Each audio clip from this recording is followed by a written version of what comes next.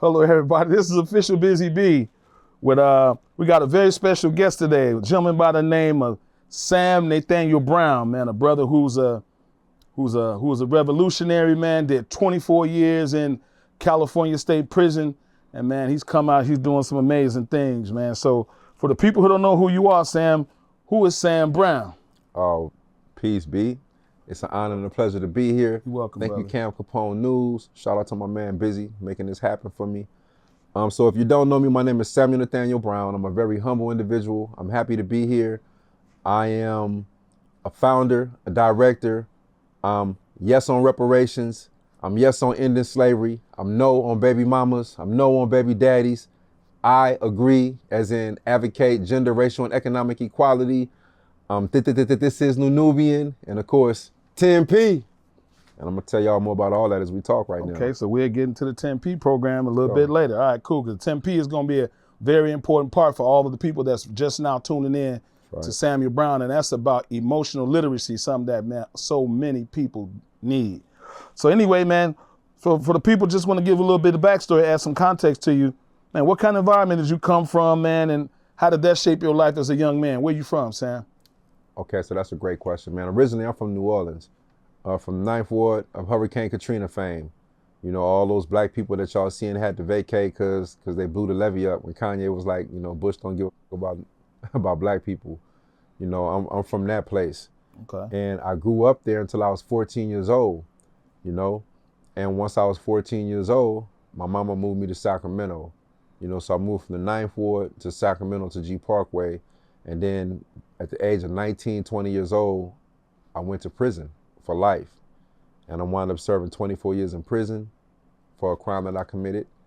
And now I'm home. And I've been home just a little bit over 3 years. Shit, before you went to prison, before you got locked up, and we'll get into that too, what was kind of some of your dreams and your goals back then? Man, that's a good ass question, bro, because I actually started thinking about that myself, and that's honest. Back then, you know, I really loved music. You know, coming from New Orleans, I played in the band, I marched in Mardi Gras, you know what I'm saying? I rapped, played the drums in church. Shout out to my boy. Who was some of your inspiration down there with the rap? I mean, Gregory D, Manny Fresh, rest in peace, my partner Yellow Boy, Mystical, I mean, Miss T, Mr. T, yeah, Pimp Daddy, I mean, you name it, all New Orleans. Master P, all them. MC Thick, yeah, of course. Hot P, Boys, all that. All of them, yeah. Okay. Wayne, BG, I mean, but you talking about way back then, I was busting before I ever heard of any of them. You know what I'm saying? We talking about when I was a child. Okay. When I was a child, some of them, you know, they was children too. So, but back then, yeah, it was definitely like Manny Fresh, Gregory D, MC Thick, you know what I'm saying? Pimp Daddy, TT Tucker, Mystical, all them folks, you know, Ghetto Twins. Did you know any of them? I knew my partner Yellow Boy. Rest in peace. I actually started him off rapping. You know what I mean? You ever met anybody? You ever met Master P, Birdman, any of them? No, okay. Nah, but I recorded some of my album inside in Master P's studios with my boy Carlos Stevens and Jelly and them back in the day, and they was interested in signing me back then, but I got incarcerated. You know, and then even back then I heard TRU Records C Murder was trying to get at me after for a show that I did in Scores. Yeah, so I did 24 years in the pen myself, man. And I actually started down there in Orleans Parish Prison. So, you know, I got locked up. What was that like in Orleans Parish Prison, man? I think I heard you on another one of your shows, man. I seen you on Inside True Crime with Matthew Cox. Oh yeah, man, and, I heard your story over there, and then I saw you in one of those.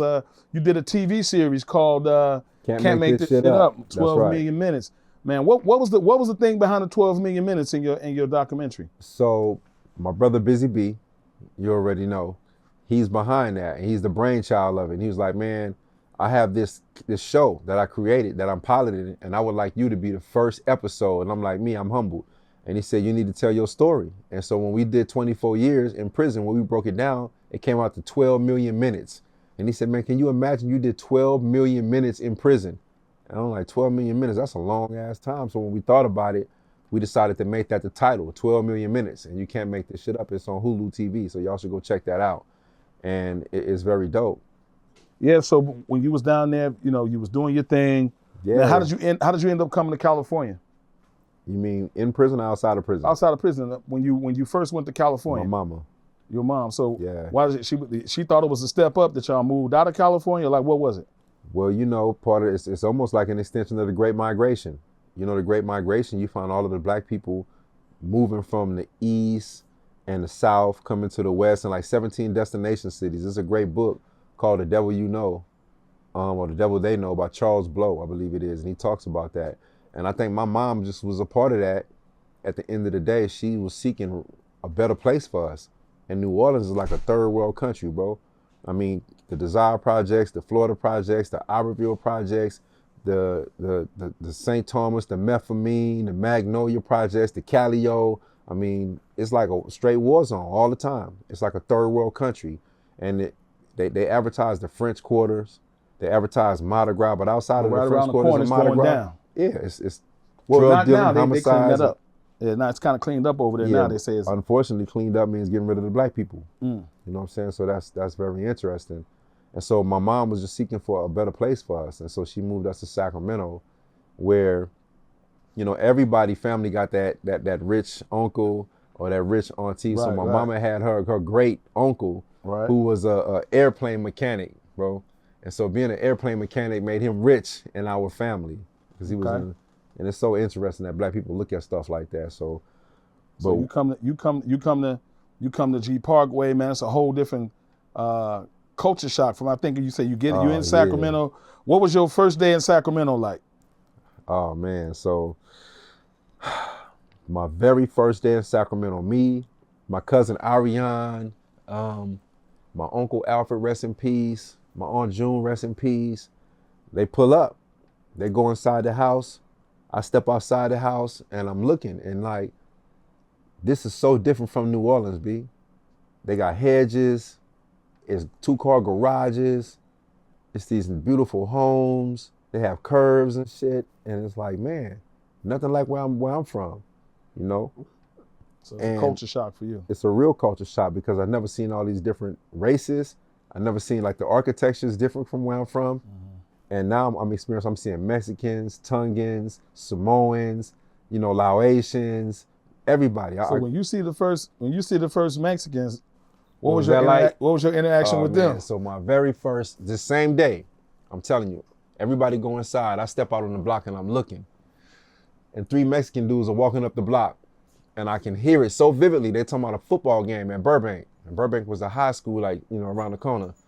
And they're like, yeah, man, the Burbank football game, yada, yada, bing, bang. And I'm just standing there, and then it just bop! And it just hit me in my face, bro. And I just fire my shit up. Just whop. And I see stars when I come through, they backing up like, yeah, nigga. And I'm like, damn. This motherfucker just fired me up. I don't even know why they punched me in my face. He calling me, you know what I'm saying? He backing up, talking about, yeah. And so they take off running. I start running after them. I tell my cousin Ariane, I'm like, go in the house and grab my gun. So she run in the house, and I run after them to the corner. And when I get to the corner, they back like, come on. And I stop. And how old were you at that time? 14. 14 years old. That was your welcome to Sacramento story. First day. And what they didn't realize at 14 years old, you had already had a gun on you. 100%. Came with it. I came from with the murder capital. You came from the murder capital. Yeah, New Never Orleans. shot nobody. Let's be clear. Yeah. But I had it though. Okay. You know what I'm saying? Okay. So you come out, you in Sacramento, you moving around. So tell me kind of how did you acclimate yourself to the new change coming in Sacramento? What area are you in Sacramento? So G Parkway. Okay, everybody, Sacramento, what G Parkway look like? So you asking me from what angle? From a person that's moving from New Orleans angle? You asking me from just explaining it to the world? Yeah, I mean, like, what do you mean? Anybody that's listening right now, if they okay, 2 angles, and let's try it like that. Okay. All right. For people that was already in G Parkway before you got there, what do they look at it like? Man, that's the projects. They think it's a projects, and when you got there from New Orleans, when you seen G Parkway, what did you think it was? I was like, this some apartments. You know what I'm saying? These some apartments. You was like, this is nice, right? Yeah, this is cool. It's a different world, projects in New Orleans and back east is different than what they call projects Red out Brick here. Chicago. Yeah, it's different. You know how it go. But you got some projects called like CV Circle in Sacramento. That's real brick projects. You know what I'm saying? However, don't get it twisted. See, what I soon learned was it may have looked like apartments, but it's some killing going on up in there. Okay. It's some hoeing, some prostituting, some Okay. dirty cops, some drug dealing. G Parkway was the place that everybody and their mama come in the city when they down and out. Okay. G Parkway, people from different cities would come, you know, like Section 8, you Okay. hustling, you grinding, you Right. need some. That's where the you hustling went to hood. try to, that was the second chance spot. If you was at another city and you needed somewhere to go seek refuge, that was the refugee camp for the I city. mean, that's how it turned out. Okay.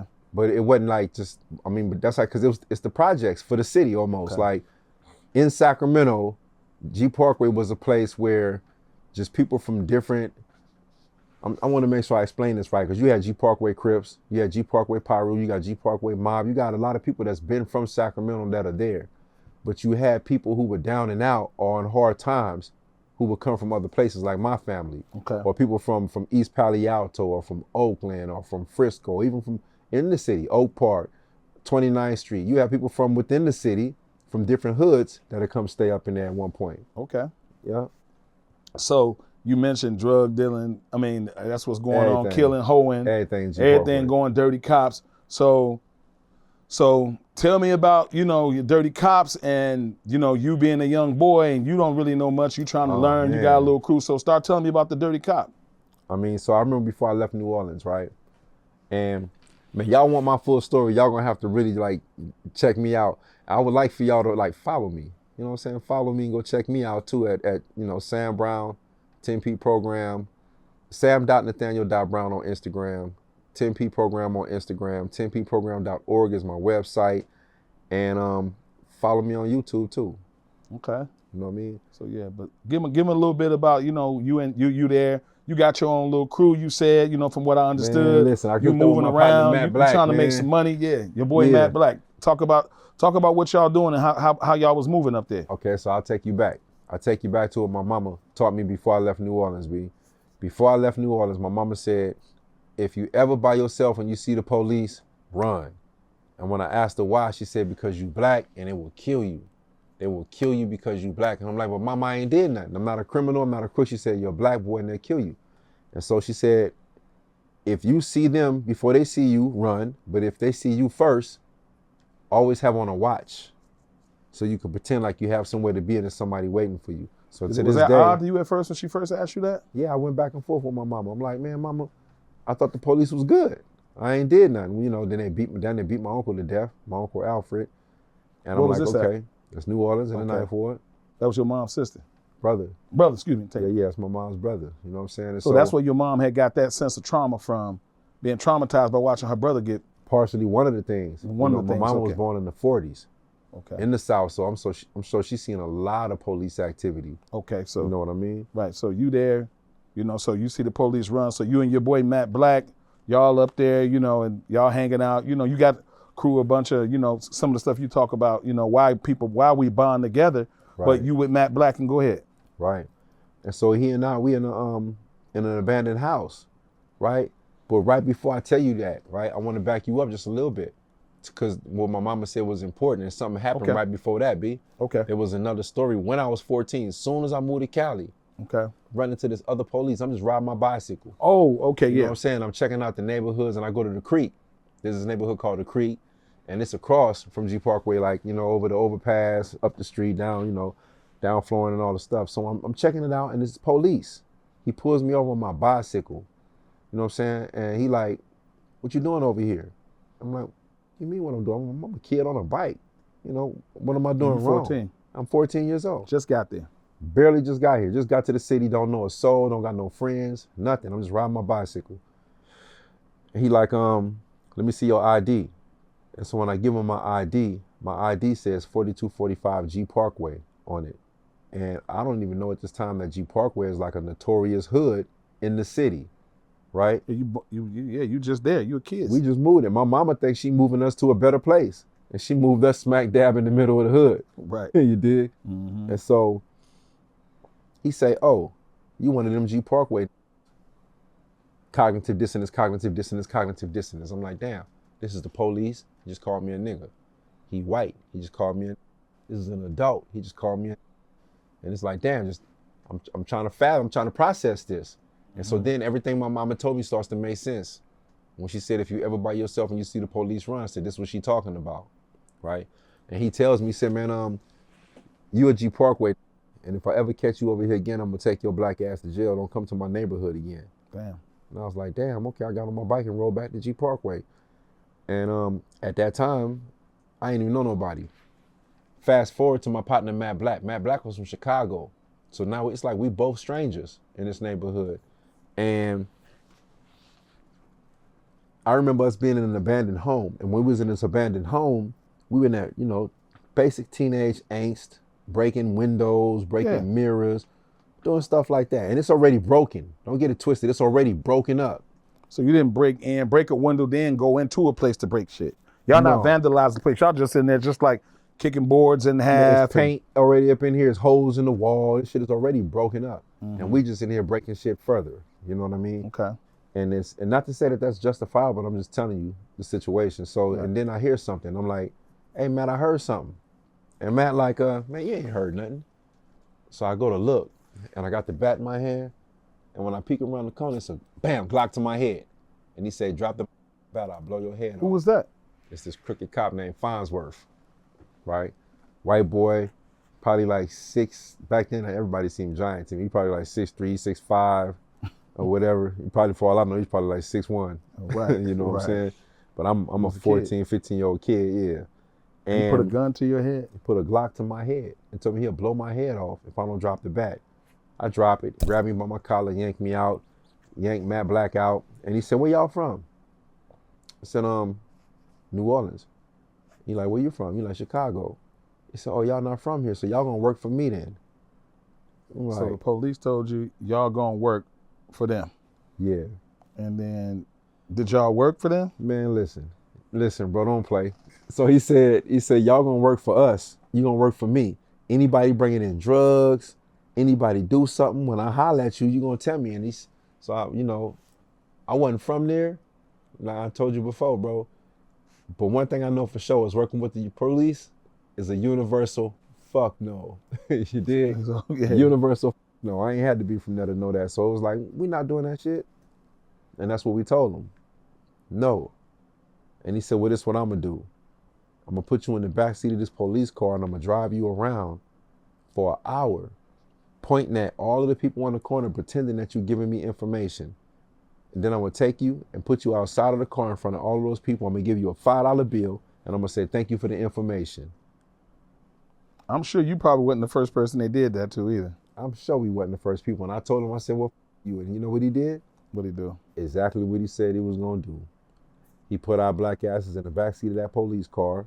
He drove around for like an hour at least, just pointing. It was Crips on this corner, Bloods on that corner, Hustlers on this corner. He just pointing at people. You know what I'm saying?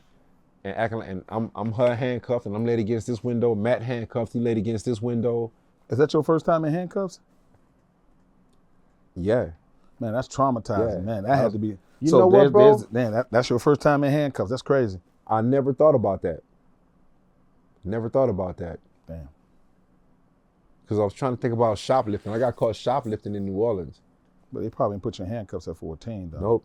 At 12 or whatever, they didn't put me in handcuffs. They just put me in a little room and called my auntie. Okay. So he driving y'all around, you in handcuffs for the first time. He said he did exactly what he said he was gonna do. He get you, then what does he do after that? So then he pull up on some dudes like where they at. And he said, I'm finna put y'all out and say, thanks for the information. So we like, all right, we'll do it. So then he drive off and he like, what's your name? I said, my name is Gregory Smith. Okay. That was my alias. I went to school with this dude named Gregory Smith in New Orleans. My bad, Greg. You feel me? Stay out of Sacramento, man. You might have some warrants, dog. You feel me? I'm just playing. I'm just kidding. Anybody use the alias Gregory Smith, it was not me. I'm just kidding. So let's make that clear. Right. And so I gave him a bogus name. Matt gave him a bogus name. Mm-hmm. And then from that point forward, he was like, anytime I see y'all and I call y'all, come to me, right? And I'm like, yeah, all right. And so anytime he seen us from that point forward, he would call us and we would book.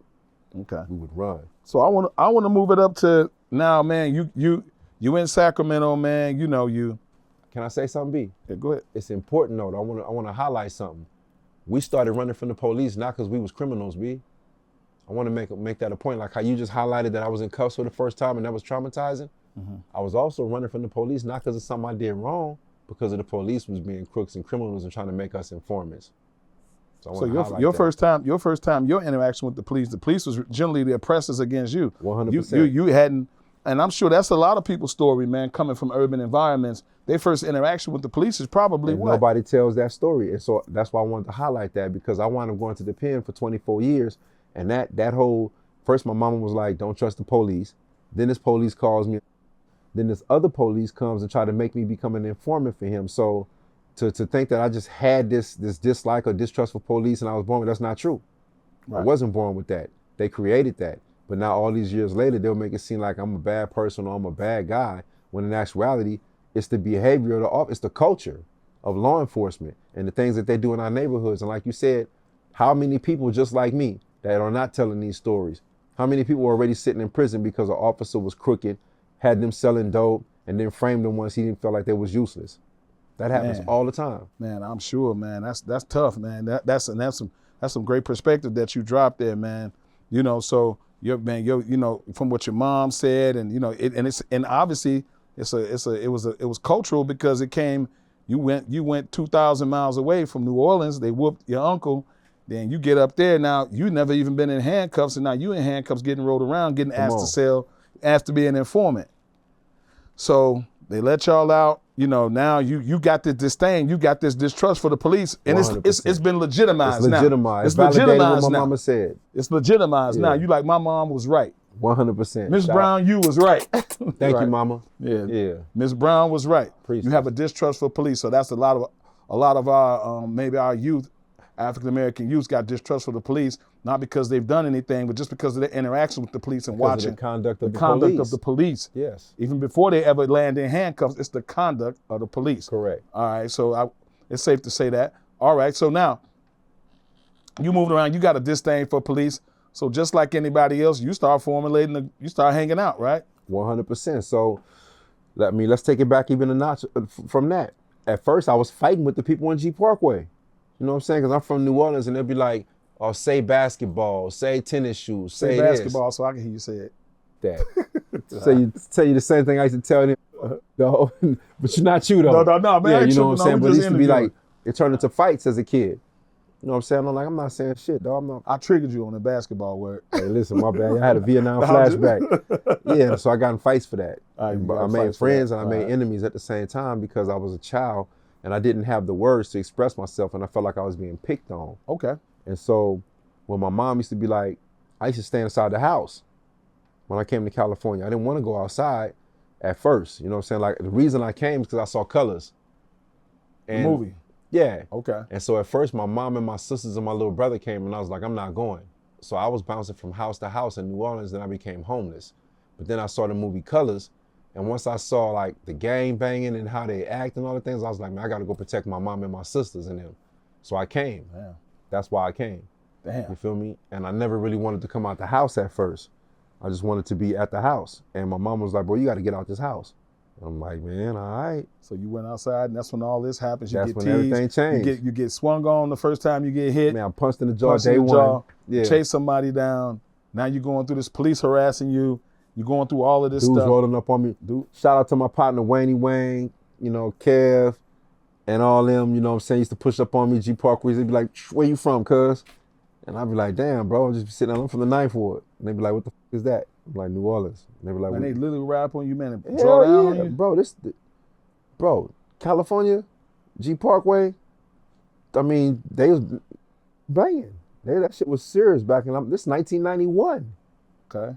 1991, before the bridge, before the gates got put up in G Parkway, you know what I mean? When everybody and their mama coming through on like convertibles, drop tops, triple goals, candy paint, beat slapping, everybody in there hustling and grinding and all that. It was a lot of shit going on. Okay. And people getting shot. So you got acclimated to what was going on quick, because you from New Orleans anyway. They showed me love. They showed you love. So after they teased you, then obviously you gained a little, you gained So friends. I went from fighting with people to people who could have killed me, you know, that had already been in the area. Like I said, G Parkway, I'm at G Parkway Crips, G Parkway Paru.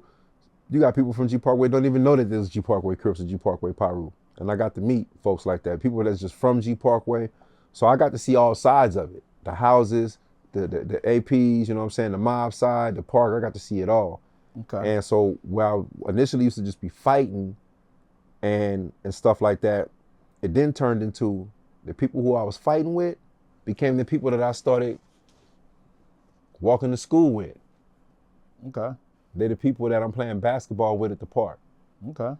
So they actually became my partners. Became your partners. You know what I'm Okay. saying? And at the core of that is the fact that, excuse me, I found that I rather identify with them than identify with the police.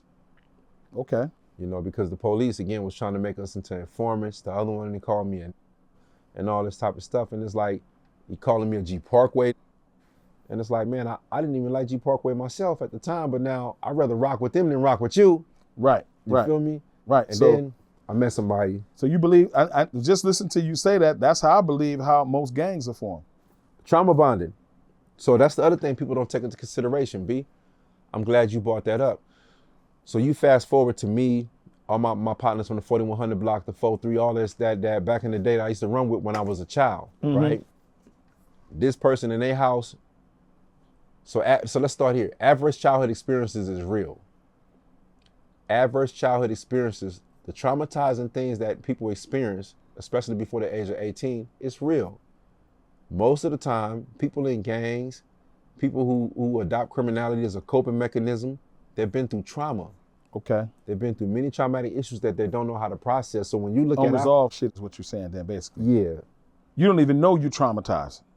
Yeah, you like a fish in the water. You just know that you just responding to the environment. I mean, let's run it like this. When I'm in the prisons and I talk to the men, if I say, oh yeah, man, that dude been through the block and he let off 100, and then they just spun the corner, everybody gonna be looking like, dang, all right. If I go to like a college campus and I say, yeah, man, he let off 100, they're gonna be like, what the hell? Yeah. Well, 100 what? Yeah. You gave out 100 flyers? Yeah, then you say 100 shots. Somebody shot 100 bullets? Yeah, they're gonna go crazy. Wow, yeah. So to us, it's just like normal. And normalizing, sad. Normalizing trauma. It's sad, right? Okay. And as a result of not knowing how to like process it and express it, we adopt criminality as a coping mechanism. So when you talk about gangs, what I've learned after serving 24 years in prison is almost everybody who's like joined the gang or became a part of a gang was doing so because they were missing something at home, or they were missing something inside their self, or they found camaraderie amongst the people in that gang.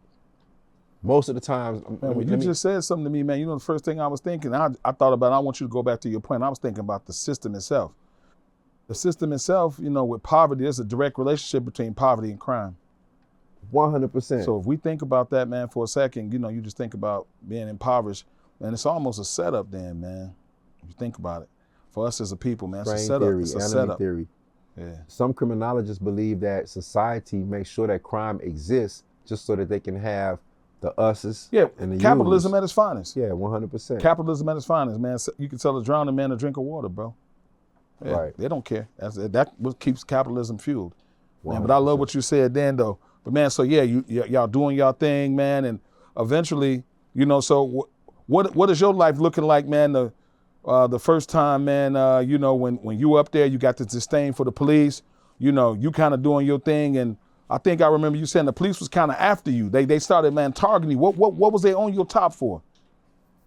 That's a great one too, bro. So when I turned 18.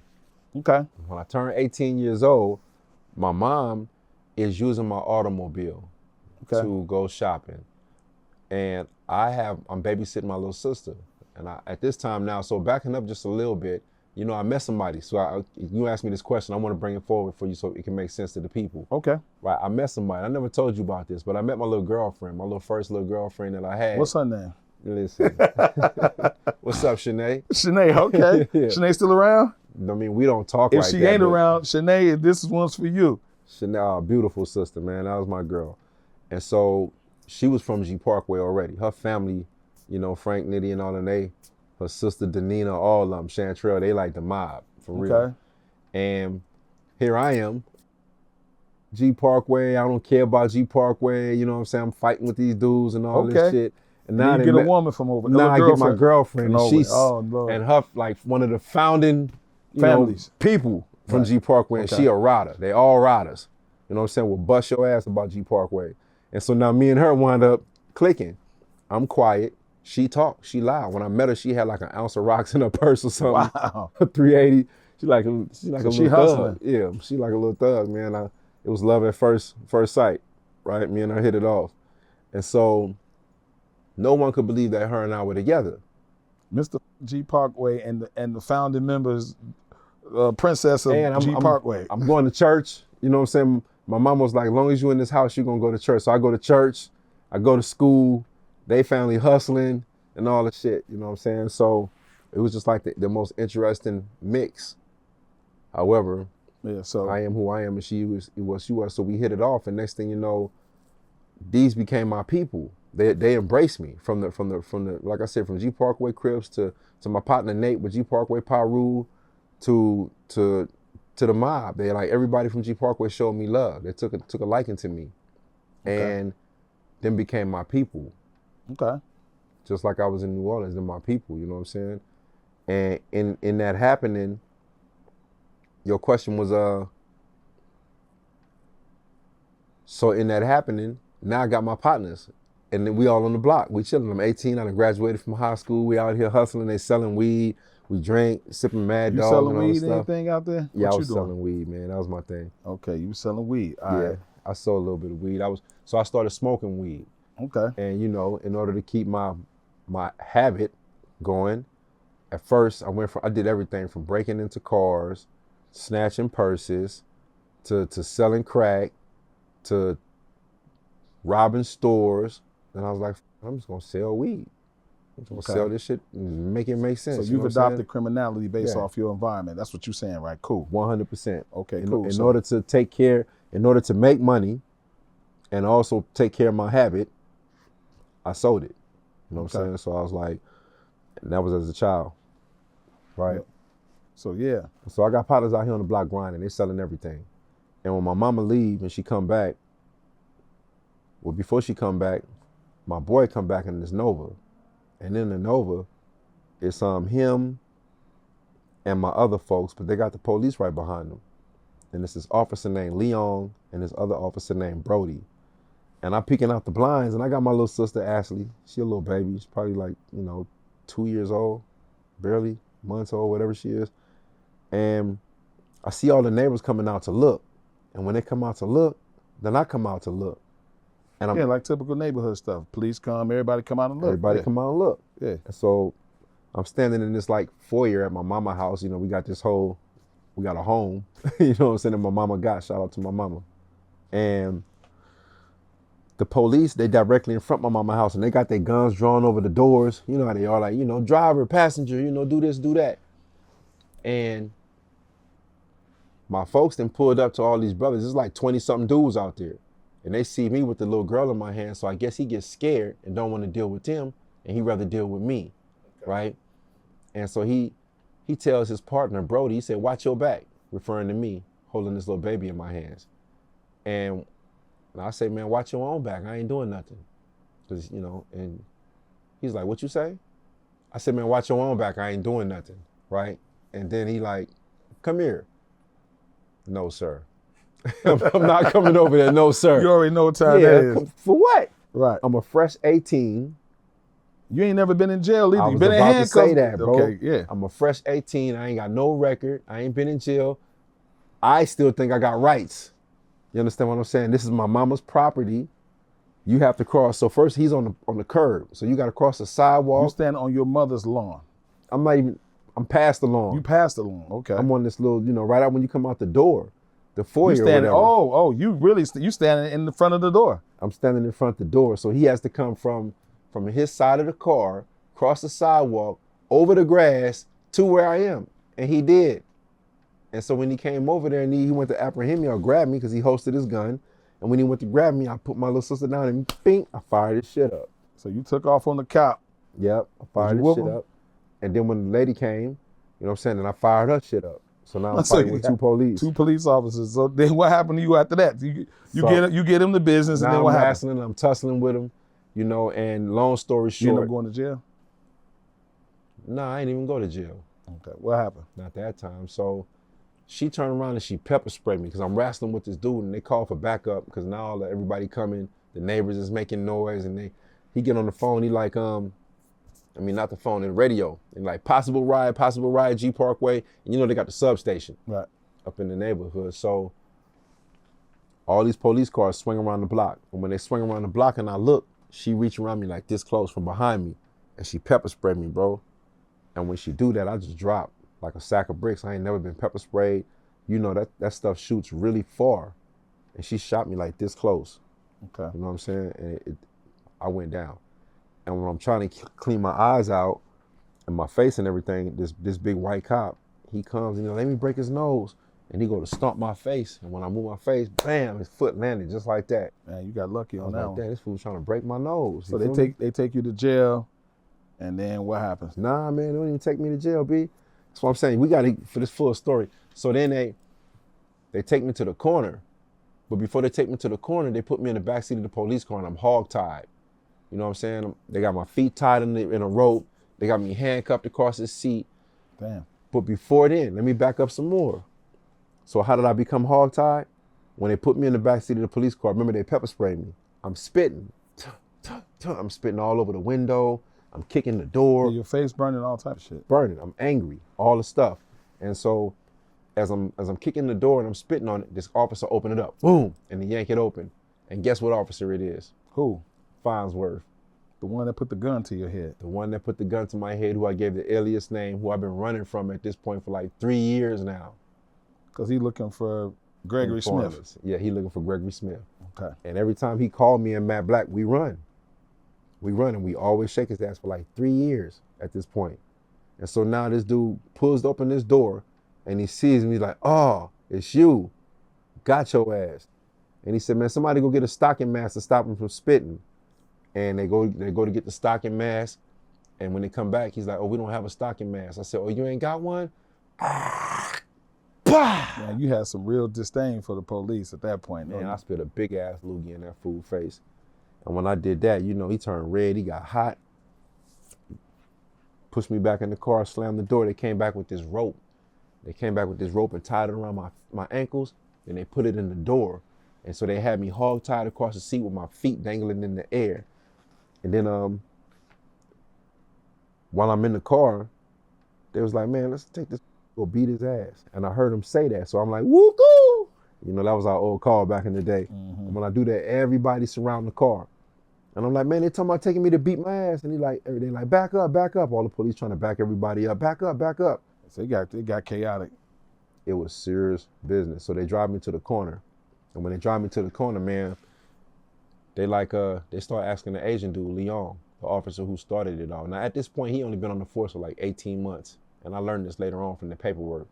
But they're like, man, what the f is going on? Why is this dude even in the car? And he comes up with this whole story about, you know, me interfering with a peace officer and all this crap. And then they're like, all that, what y'all want to do? So now Farnsworth is mad. He want to prove a point. And he said, well, I say we take him to the Freeport, we beat his ass and then take him to the Freeport Crips and let him finish him off. Excuse me. And I'm like, what? This is shit I only heard of in movies. You know what I'm saying? He said, well, let's beat his ass and take him to the Freeport Crips so they can finish his ass off. And I'm like, man, I'm finna die here. This is how I'm about to die. And like at that moment, I heard my engine to my car and it drove by. And you know your car when you hear it, right? And then it came back. And when it came back, the door opened and it closed. And then my mama came and I heard her voice. She said, what y'all doing with my son? And they all start stumbling and fumbling like, oh, man, he's going to the jail for a misdemeanor. She's like, for what? And it was like interfering with a peace officer on duty. Okay. And so on our way to the jail, pop, pop, pop, 3-car accident. Damn, why you hog-tied in the back of the car, 3-car accident? Street smashed me in the back seat of the police car, bro. You get injured bad? Messed me up. I didn't think so at first. At first, he was like, Brown, you want to go to the hospital? I'm like, no, I don't want to go to the hospital. Like, I'm mad, angry, thugging, all this shit. And then my shoulder started hurting. You know what I'm saying? And I'm like, you know what? Hell yeah, I want to go to the hospital. Okay. So they take me to a hospital. This is why I didn't go to jail. Then I'll be quiet about this, man. Take me to the hospital.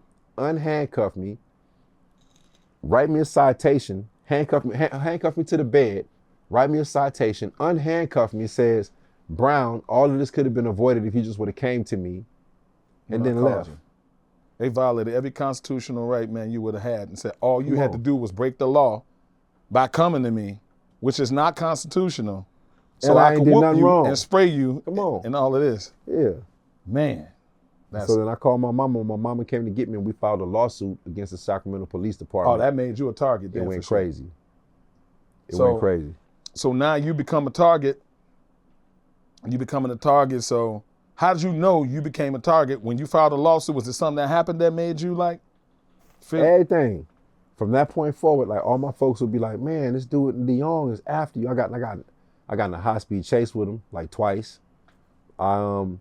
He charged me with cases that I went to the jail, and I had to do like physical lineups, and I beat the cases. That dude was after me. It was serious. He really, well, I mean, it's over with now, but did he have justification for anything he was trying to catch you with, or you just was running, getting away with it? So what they was trying to put me in, a lot of that shit had nothing to do with me. Okay. Nothing to do with me.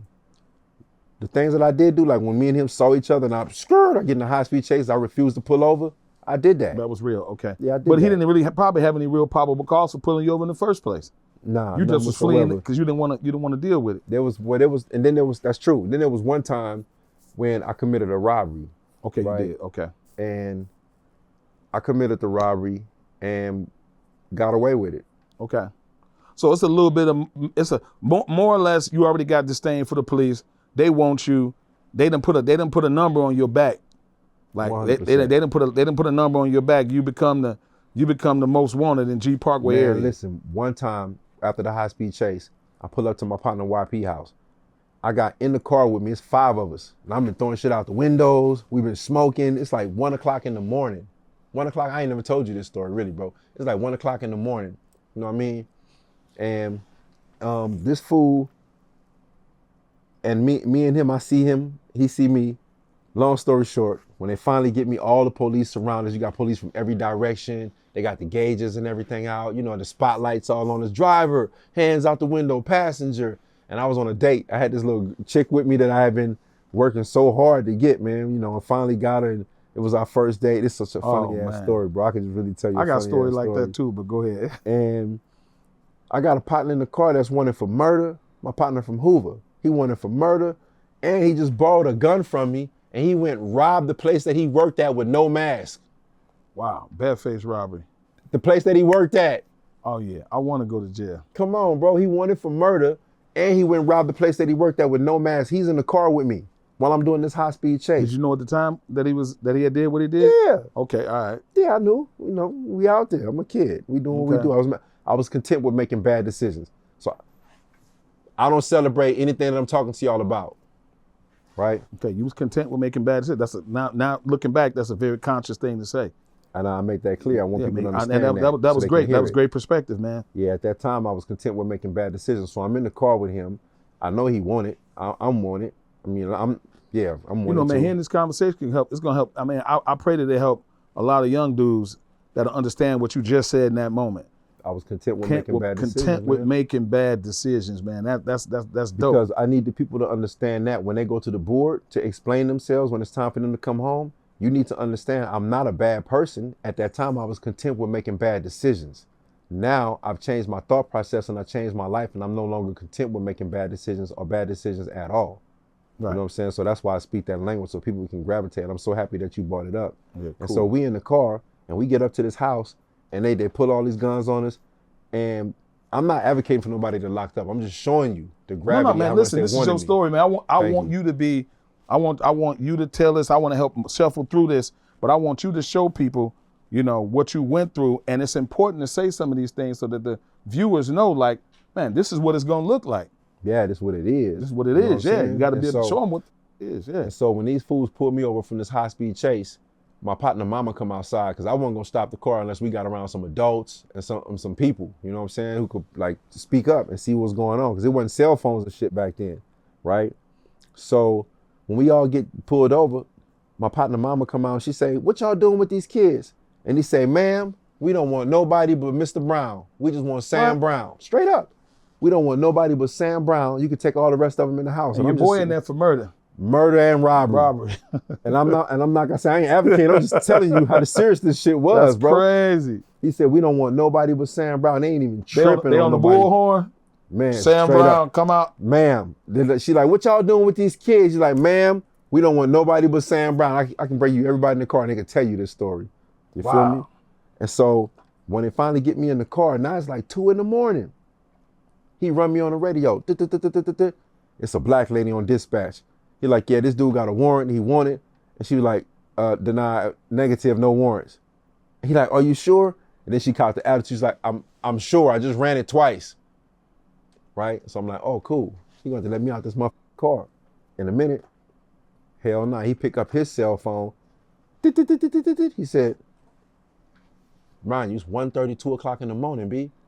He said, hey, Sarge, I got Brown here.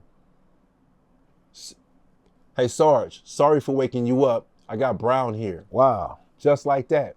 2 a.m. Knew who I was and everything. He said, hey, Sarge, sorry for waking you up, but I got Brown here. And I'm running his name in and it's coming back negative. He said, I know it's something. I put it in there myself. I'm just sitting there looking and listening to this. And he's like, nah, he's coming back negative, but I know it's something in there. I put it there myself. He's like, all right. And he hung the phone up. He said, so you're going to go to jail for misdemeanor evading, and that's it. I said, oh, that's it? He said, yeah. So then they take me to jail for misdemeanor evading, and then once I'm there, I get ad booked with 211. What's that? Robbery, armed robbery. You feel me? And then they ad booked me with something else too, like possession or something of a firearm or something. And I had to beat both of those. So what happened? Did you beat them? I beat them both. Beat them both. And they made them more mad at me. So you back on the street again? Yeah, they made them more mad. You back on the street. I did an actual lineup when they brought the people in who they saying I robbed, and they stood them next to me and this other dude from Memphis who went, shot up some brothers from Oak Park or something at the time, and they picked him. You feel me? And the police hated that, so they had to let me go. And I walked out, and all they did was just made them want me more. Okay, so they want you more, man. So you doing your thing, man. You moving around, and I think let me see if this from what I understood when I saw your story on Inside True Crime, and I watched the series with Look Who, with the 12 million minutes. You say at some point you meet this individual that tells you gonna start selling drugs for him. Oh my goodness, yeah, bro. So this was a quote unquote mentor. It's so important. If you're gonna be a mentor, be a real mentor, right? Because in the 24 years that I was in prison, I felt like my life was taken from me for a long time. That's why I didn't admit my guilt for a long time, B. I felt like I was framed, right? Gotcha. Yes, sir. That's why I felt like I was framed, And so when we first moved from New Orleans to California, it was this guy that stayed in the neighborhood, and he introduced himself to my family, to my mom. And he owned like the Cadillac, he owned the business, and my mama thought he'd be a good mentor for me. So she was like, okay. I start cutting his grass. So she trying to get you some masculine guidance. Yeah, my father wasn't there. Right, your father wasn't there, okay. So I start cutting his grass, washing his cars, carrying groceries and stuff like that for like $20 here, $15 there, to stay out of trouble. Right. And I fast forward once I graduated and I'm grinding, I'm selling all this weed. I done built up the clientele in my neighborhood. This man approaches me, man. And he says, man, how would you like to sell dope for me? And I'm like, what? Did you know he was selling dope? Hell no. You just thought he was a square dude? Super. Okay. Super, the whole time. So he balling. That's the boss man in the hood. He the man. Okay. All this time on the slender, right? And so he like, man, how would you like to sell dope for me? And now cognitive dissonance. It's like, what? So first of all, I take it back to New Orleans, to my partner, in my mind, who got killed when somebody fronted him some dope. And when he came short, they killed him. And they decapitated him and all the stuff. And I found him, Damn. And I vowed then that I would never let nobody front me no dope as a kid, right? So fast forward to this in Sacramento, when he said that to me. Man, you said this word several times, man. I just want you to elaborate, man, and just make a laser version of this, Sam. Man, tell people what is the definition of cognitive dissonance in a very short laser way that a 4-year-old can understand it. Cognitive means thinking. Dissonance means to separate. Like dis means separated, and sonance is like sound. So it's no longer sound. So your thinking is no longer sound. So cognitive dissonance. No sound thinking. No sound thinking. It's no longer sound. So when something happens that causes cognitive dissonance, it means it causes you to no longer be able to it doesn't make sense. It's a clash of ideas. What's normal for you means something that's not normal. And it's like, how do I compute? My thinking becomes unsound. It unravels my thinking in this moment, and I have to put it all back together and make it make sense. So here it is, your mentor, you think you cool, you cutting grass, he boss man, you looking up to him, you think he's square, he say, man, hold his pack. Man, how cognitive dissonance. Man, doesn't make cognitive sense. dissonance, like, bro, you the man all this time? Right. And it's like, and then at the same time, like, no, I can't work for nobody though. I'm my own man. You feel me? But then I thought about it. Like, I'm barely a teenager. This dude, he got the lack. He got the trucks, he got the house, he got the big music, he got everything. And I got the people my age, you know what I'm saying? They buy from me, they you got the customers, you got the clientele. But I thought about it, I'm like, man, if I get the people in his age group and I got my age group, I'm like, I'm gonna be the man. So I told him, I said, I'll do it. Let's do it. And he said, well, come back Thursday, man, and I'll have that for you. So when I came back Thursday, he didn't have it. And he asked me, you know, the prior week, he was like, what you want to sell? I can get you anything you want. And I'm like, man, I don't want to sell hard dope no more. I don't like how it impacts the community, and I don't like how people be competing with each other for the same, you know, sales customers, and shit. yeah, same sales, yeah. So I really just sell weed because everybody uses weed. So he was like, yeah, come back next week. I have a big old bag of it for you, trash bags of weed. I'm like, cool. I come back, he don't have shit. But he got something to say to me though. He said, well, I forgot to tell you last week that, you know, if you come short on my money, what's going to happen, right?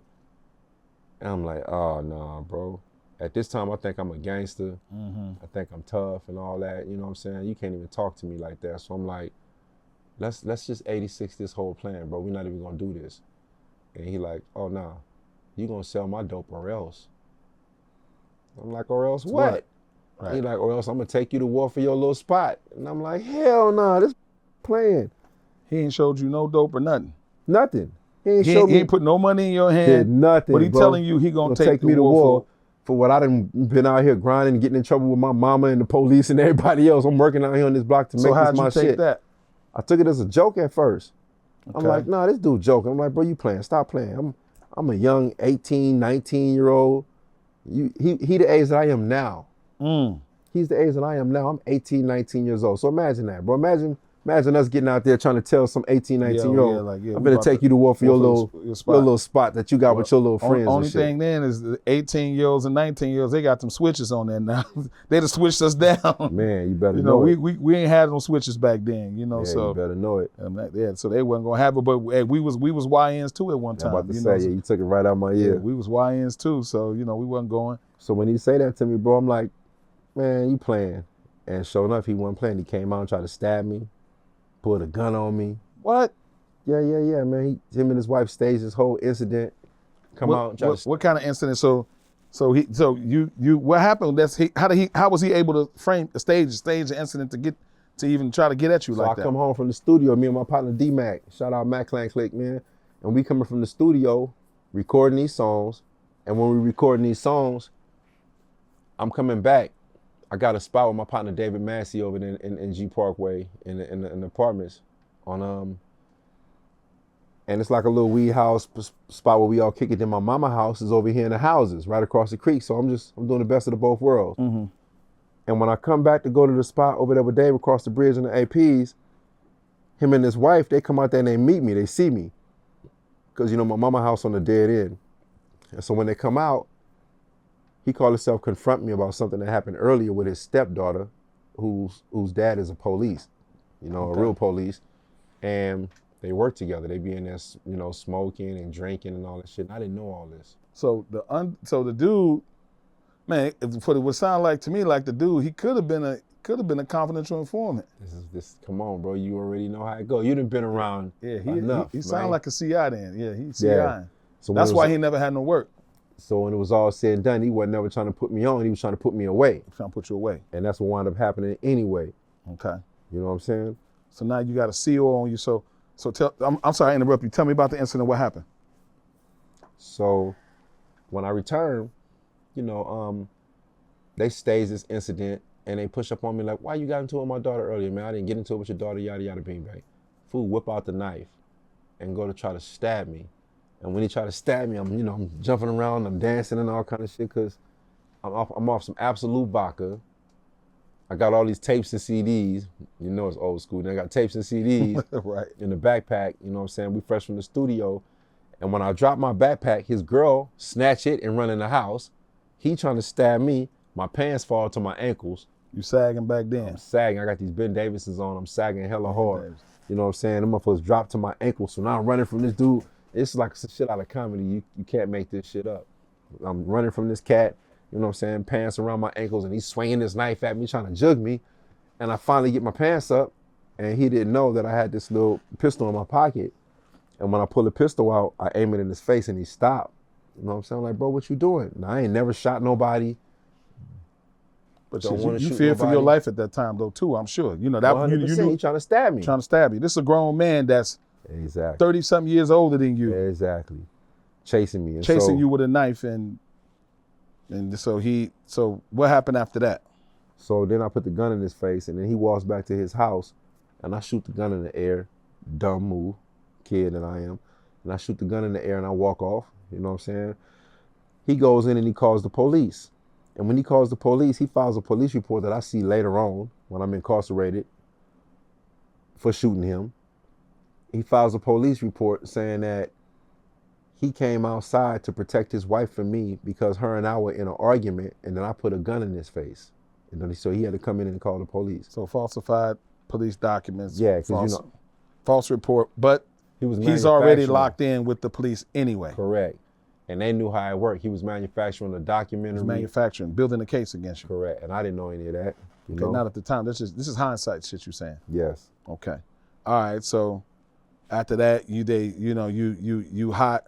So y'all have any more kind of beef after that? Like what, right after he get this police report, did you have any other contact with this man? So we did have another run-in. After I put the gun in his face, he said to me, I'm walking up the street one day, and he drives by in this Cadillac, and he says, get your gun out, I'll meet you at the corner. Okay. Like the OK Corral. Like the OK Corral. It's broad daylight, it's dusk. The sun is going down, you know what I mean? So it's just dusk, like barely about to be nighttime. It's that in-between point. And I pulled my little gun out, my little 38, with like 2 shots or whatever I had, you know what I mean? And why you only had 2 bullets, man? Man, listen, I'm a broke-ass kid. All right. All right. I'm one day at a time. Right, one bullet at a time. Yeah, okay. Well, I ain't had nobody put me on. Okay. You know what I'm saying? I got it on my own. You feel me? I ain't had no Master P. I ain't had no Birdman. Right. No Phyllis Mitchell. I ain't had no Busy. I ain't had nobody. You did. So I got what I got. And with that said, I pull it out and I'm walking to the corner. And when he come, this fool got a 4.5 with an infrared beam. Put the beam on you? He put the beam on my face. He got a 4.5 with an infrared beam like that on my face, bro. And I got this 38, you know what I'm saying? And I'm like, damn, I got to make this shot count. I'm about to die right here. So y'all squaring off. People watching y'all too? It's broad daylight. We in the middle of the intersection. But It's not broad daylight, it's the dust you said. So the sun is still out is what you're saying. Yeah, it's not dark. It's not dark, yeah. You know what I'm saying? And it's enough of his beam. It could show on me. You can see the beam hitting you in the eyes. Yeah, but the sun is still up. And now we walking in circles in the middle of this, it's a 4-way street. And we in this circle, and I'm like, damn, I'm trying to just get close enough to get my shot because he already on me. You feel me? And then my partner, Corey, rest in peace, Bo, he pull up. He like, what's going on here, Bo? He from Chicago. He's like, what's up, Bo? What's going on here? And I'm like, man. And I just backed into the car. I'm still aiming at dude. And I'm like, all right. And my kid mentality, my anger, my ego, I self-peer pressured myself. I'm like, I'm going to kill this. I'm going to kill you, all this shit. And then I said it to Bo. I said it to my other homies. I said it to everybody else. And next thing you know, I'm self-peer pressuring myself. Because now everybody's looking for me to do something that I said I was going to do. You feel me? Man, cognitive dissonance, and then you self-peer pressure yourself. It's a real thing. Man, forced with trauma, This is all what builds up, man. I would say, man, 85% of prison population. 100%. 85% of prison And that's population. why I'm making sure on Cam Capone News, I'm not bad mouthing nobody. I'm not talking about nobody. I'm here to teach y'all from my lived experience, real shit, or real lessons that you can apply to prevent yourself from going through what I went through. You don't got to trip, man. Be yourself. That's what they're going to understand, man. Yeah, real shit that you can apply. The stuff that you can apply, man. That's what the people, man, I want them to see you for who you are, man. So after you do that, man, what did you decide to do after that? What was your decision making after that? I was like, you I'm gonna kill this. So tell me what did you do? Tell me what was your thinking? So first of all, I ain't never killed nobody. Even to this day, I still ain't never killed nobody. By the grace of God. Thank you, God, for that. Even when I shot him, he didn't die. You know what I'm saying? Okay. And so my intent was to kill him, though. Okay. And I grew up listening to all this shit and watching these people, and I'm surrounded by killers. You know, from my uncles to my daddy to the people in these neighborhoods. So it's not like the thought of an idea of killing was not foreign. Right. That's something we hear all the time. We grow up with that. That shit was not foreign at all. Yeah. And so when I'm telling all my folks, I'm like, yeah, I'm finna knock this dude down because he disrespecting us. Okay. He disrespecting me. Disrespecting the gang. hood. Yeah. The gang. Yeah, all of us, man. He got to be taught a lesson and all that shit. You want to be the hero for the gang. Come on, man. You're going to be the example for the gang. With that bullshit, Sam Brown. Yeah, I'm finna teach everybody a lesson. Then I grabbed my other little homie, rest in peace. Him resting in peace too. Okay. R.I.P. Bam Bam. Bro, I'm gonna teach you how to kill. Come with me. Ain't neither one of us never shot anything alive. You know what I'm saying? Right. We need some cans, some bottles and shit, the air. I'm gonna teach you how to kill, so come with me. And so I masked up. That's why y'all had 2 bullets. Shooting them in the air and all that type of shit. Yeah, shit like that. Ain't no killers. And so then I'm like, come with me. And he got the gun for me. You know, his dad was a cop. Damn. It's so interesting. The story gets deep. And so he got the gun for me. And we went. First off, I was like, I'm gonna lay low. You know what I'm saying? Make him think that everything's cool and it's not an issue and all this shit. Because this is what my mind was. So I would come around and I would see this dude and I'm like, ain't no big deal. But in my mind's eye, I was like, I'm gonna knock this down. You know what I mean? So I wanted him to know it was me killing his ass too at that time because I was really messed up in my head. I was so traumatized. You know, and the things that I'm saying is like everybody out here, society, hear me talking like this, they might think I'm glorifying or I'm bragging, but it's not like that. People like me who had life, when we go to the parole board, especially in California, you got to learn how to articulate this shit. You have to learn how to talk. And unfortunately, they want you to maximize like I was a real bad guy. I made bad decisions. So the way I'm talking right now, I'm not maximum. I'm just being me. Right. But this is so people can understand. I don't think anybody would think that, man. You trying to get your message and your story out there. And we're gonna move towards that. Yeah. So man, you lay low. You laying low, Sam. You wait, and the time has come. So you got what kind of gun you got? Man, a 410 gauge. You think I'm 14 hunting pheasants or something? Man, take me through the situation. What happened? So I'm under the bridge. Okay. We under the bridge. We smoking weed. Waiting for this dude to come out. It's probably like 3 in the morning, 4 in the morning. You know, I knew his work schedule at this point. And when I hear the garage open up, pull the mask down, run up there, and I'm by myself at this point. My little homie, he's just watching. Do you remember it vividly? Like thinking back, or is it really blurry? This conversation that me and you having, the only time I really think like this is when me and you talk, B. Okay. So I guess I can remember it vividly, but I don't really get into it like that for the most part, right? Right. And you know, the reason why I said that though is because a lot of people, man, they'll do something and they do what it's called being mindless. They didn't even thinking about it. They don't think about, they disassociated with the after effect of what they're about to do. Right. Or even when they do it, they don't even realize the carnage that they cause until it's too late.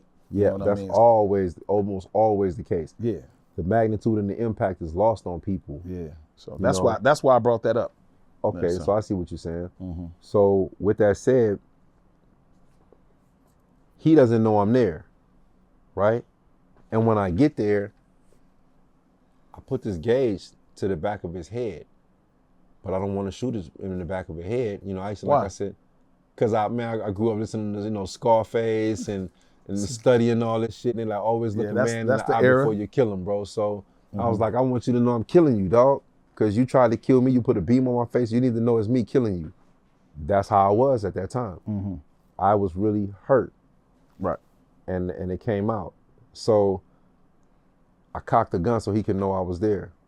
And it was one in the chamber already, because I only put 3 rounds in there, because 3 rounds I thought would be enough to complete. Now you masked up, you covered up. He has no idea, gloves, no everything. idea whatsoever. No idea whatsoever that it's you. He don't even know you behind him, and you walking him behind him. And I got this gauge to the back of his head, and I cock it, clink, clink. And when he looked, he like, oh, and he check off and he try to run, and I bust him, boom, and it hit him in the shoulder, and he falls, and I shoot him in the face, boom. You stood over him and shot him? Yeah, I stood over him. He covered up? Yeah, he did like this, and it knocked his fingers off. Like all these fingers is gone, I believe.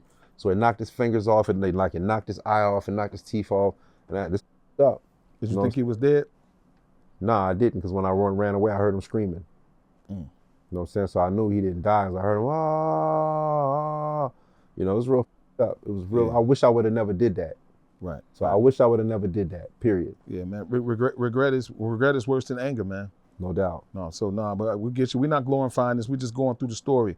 So, man, you know, you feel like, man, you've out of your traumatized youth, you feel like you've reenacted revenge. You felt like you peer pressured yourself. You feel like you knocked that chip off your shoulder. You came through for your guys to show them like made it worse. Yeah. Okay. All I did was made it worse, because now I'm scared that he out to kill me. He already an OG cat. I'm a youngster. This is an OG cat. He got house, money, cars, all the shit. Somebody gonna be out to kill me. Then he worked with the police, so I'm thinking the police coming to get me. Okay. And I'm just like, this is all I did was made the matters worse. Okay. That's how I felt. So I want to move through the story, man. So they have no idea it's you. You didn't leave any kind of, they didn't have any kind of physical evidence. I just want to move this along so from what I understand from your story from previous, you pretty much did what you thought you were supposed to do. Yeah. They don't have much physical evidence against you. You go on the run. None. You go on the run. And well, let's back up. Guess who the first officer was on the scene of the crime when dude got shot? Who? Leon. Okay. The Asian cop that I put hands on, who I got the lawsuit against, who I had the high-speed chase with, who been trying to get me for stuff. Soon as dude gets shot, he's the first one on the scene of the crime. First responder is him. First responder. You know what he wants to know? Is Sam Brown involved? He had a hint. Is Sam Brown? No, that's his thing. He had a hint, B. He was infatuated with you. Yeah, you know what I'm saying? He had a hair He up his ass. romanticized with taking you down. That's his thing. Okay. He can't stop till he get me. Okay. I'm his red heron. Or whatever, however you want it, his white buffalo. Okay. Whatever you want. Right. One of the multicolored animals whatever it is, an anomaly. Yeah, you know what I mean? He got to get that. He got to get rest. That. Right, okay. So he come there, did Sam Brown do it? And the man says what? You know what? I think it was Sam. So it went from, I don't know who shot me. I don't know, all this is written in the report. I don't know who shot me. I don't know who it was. You think it was Sam Brown? I think it was Sam Brown. Okay, so this is going to become important later on as you tell your story. Yeah. Okay, this is going to become important later on. So, okay. So it goes from that. Now you realize that they on your ass for what you actually committed. You realize that they want you in jail for this. Correct. So what do? I went back to New Orleans. Okay, you went back home. Man, because they out to kill me. They told my mama they was going to kill me. They told my mama they was going to kill her. Damn. Yeah. Okay, so you back in New Orleans, and I want you just to tell her you in New Orleans, you just surviving, trying to get it how you live, right? You just going from place to place, moving around, trying to do what you do, right? Yeah. Okay. What's up? This is Cam Capone. We got more content like this coming soon, so hit that like button, subscribe, and stay locked in to Cam Capone News.